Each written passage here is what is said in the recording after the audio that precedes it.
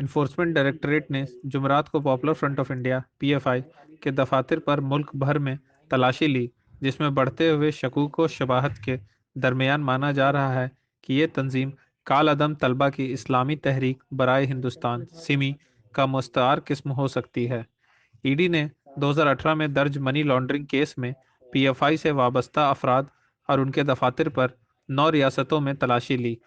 अहम बात यह है कि ये रियासतें उन इलाकों में से हैं जहां 2001 में पाबंदी आयद होने से किबल सिमी की मजबूती मौजूद थी। 2006 में केरला से शुरू किया गया पीएफआई का अब मरकज दफ्तर दिल्ली के शाहीन बाग में है।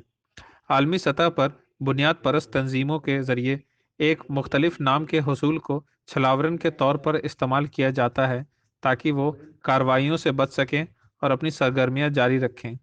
कौमी तफ्तीशी एजेंसी (एनआईए) पहले ही पीएफआई और उसके कारकुनों से इन नौजवानों को बुनियाद परस्ताना रास्ते पर लाने और मुबीना तशद्दुद के इल्ज़ाम में मलूस होने की तहकीकात कर रही है। ईडी ने इस तंजीम और उसके अहदेदारों के खिलाफ मुतवाज़ी तहकीकात का आगाज़ किया है।